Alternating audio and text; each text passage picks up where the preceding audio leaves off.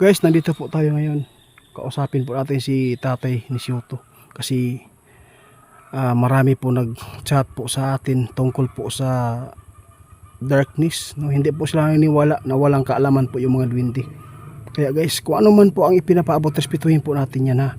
Pero nagpapasalamat po kami dahil po kayo ay nagtitiwala po sa amin sa mga ipinapaabot po ng ating mga kaibigan na duwende. Kaya nandito po ako para kulitin po natin. Baka no, ngayon po nila sasabihin po yung mangyayari. Kasi baka po ay ano lang,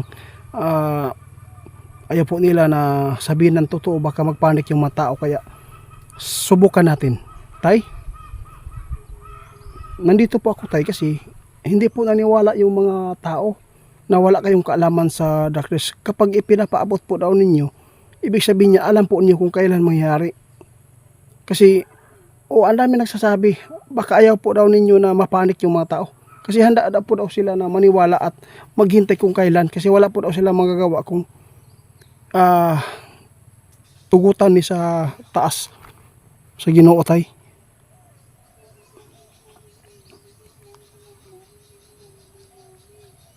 Sabi po ni tatay guys, gusto nyo malaman? Ito na, sasabihin po niya, sana walang ano daw guys, walang sisihan po no kung ito po yung ipapaabot.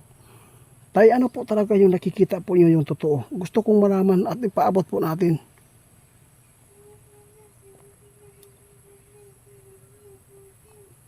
Ang sabi po ni tatay guys, kung ano man po ang ipaabot po ng ating mga kaibigan duwende, yun po ang paniwalaan po natin at yun na po no. Kasi ang dami po talaga tayo na hindi po na mutuo ba na wala mo'y hibaluan nga panghitabo. Gusto kong malaman tayo kahit sign na lang po na yung, kasi yung mga sign na binigay po natin ng ating kaibigan ni Dwindi na yung pinapaabot po natin sa inyo guys, subukan po natin ngayon. Baka sasabihin ni tatay yung mga sign talaga na clear.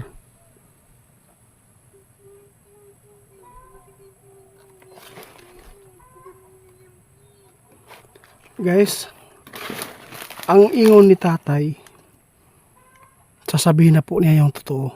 Kapag maranasan na po yung bansa natin dito sa Pilipinas, yung World War III, at saka po yung lindol na magsunod-sunod guys, na mabibiyak na po talaga yung mga lupa, at saka meron pa.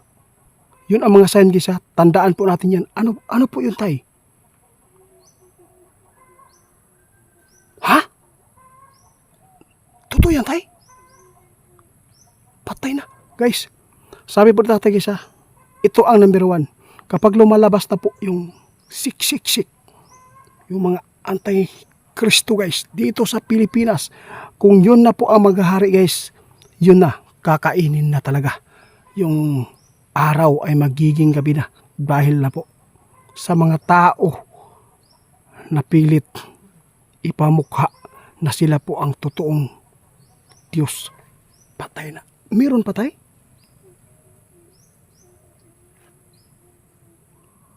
Patay na.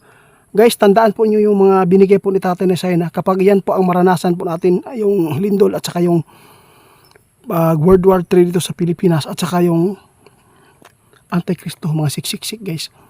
Kapag yun po ang sumulbong dito at mamumuno dito sa Pilipinas, yun na po. Ito yung mga sign. At saka meron pa yung sinabi niya po ngayon. Yung sige ito tayo. Nakalimot ko tayo. Ang sabi mong iwan yun ha. Kapag yung simbahan mag-aaway versus simbahan guys. Church versus church. Dahil sa paniniwala. Yun po ang mga sign guys para po ay magkatotoo na ang darkness na mangyayari dito sa mundo. Kaluoy din nato ani guys. Nadadamay tas mga tao. Tay, ngayon ko lang po naranasan talaga tayo na at klarong-klaro po ang inyong ipinapaabot. Sana po guys, isulat po niyo yan. Yun po pala ang palatandaan na mangyayari po dito sa atin. Yung araw ay magiging gabi ang mga sign sinasabi na ni tatay. Bakit po hindi po niyo sinabi nung nandito po tayo, tay? O tama po din kayo, tay. Oo, salamat po. Ayaw po nila na matakot kayo, ayaw po daw nila na magpanik kayo. Basta yung mga kalamidad po ngayon na tulad po ng bagyo ay ano lang yan, pambihira, no? Pambihira po talaga. O, kasi ilang bagyo na po yung nagsunod-sunod ngayon. Meron pang bagyo ngayon, tayo, nabuo na daw. Sabi po tatay, guys, yung bagyo okay lang po yan. Oo. Basta mag-ingat lang po lagi. Pero yung gabi na magiging yung araw ay magiging gabi na. Ito po yung pinaka-worst sa buhay natin, guys. Kasi po sobrang lamig. Sinabi ni tatay, yung mga pang-paapoy natin ay hindi na yan. Mag-iilaw. Paano na lang yung pagkain natin. Hindi tayo makagalaw po ng maayos kapag gabi na. Kung wala tayong flashlight. Pero yung flashlight tayo, okay lang po ba? Ang makasustainer daw ani, guys, katong flashlight, no? Na di battery, kana po, kana daw. Kanang solar, okay lang po daw yan kung masaksak nimo. Ang problema ana kay ugma brown out na wala naman, di naman nakabalik.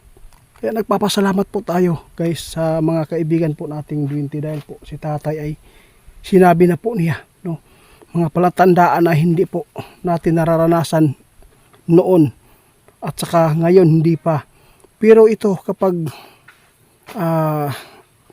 muabot ni karon nga mga sign, guys, tulad po ng simbahan na mag-aaway versus simbahan, yung mga tao na yung antikristo ng mga siksik kapag lumalabas na po dito at mamumuno dito sa Pilipinas, at saka yung lindol na nagsunod-sunod sa pinakamalakas, at saka yung mga lupa ay nabiyak-biyak na po, yun na po ang sign para bumalik yung ating Panginoon. At saka mangyayari na po yung kinatatakutan po ng mga duwende. Yung araw ay magiging gabi. Kaya nagpapasalamat po tayo dahil walang sawa na magpaalala. Kasi maganda kung hindi pa man na dumating yan, sana yung mga tao na mga karumal-dumal po na mga ginagawa ay sana po ay bumalik sila. Anong gagawin po namin, tay, kung sakali man dumating po yung punto na yung siksik pupunta dito sa amin? Kasi po makapangyarihan din sila. May pira, gagamitin ang pira. At saka ano po ang mangyayari kung sila po ba ay mananalo, yung Antikristo? Gusto kong malaman.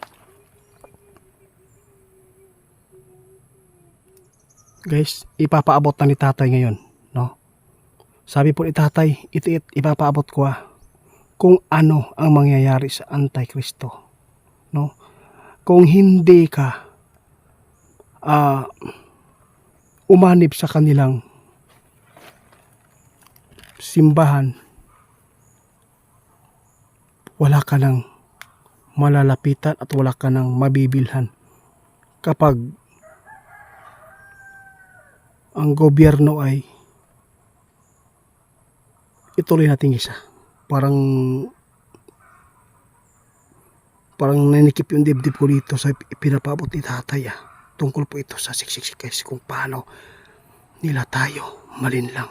Meron silang gagamitin. Alam mo ba kung sino? Ito na.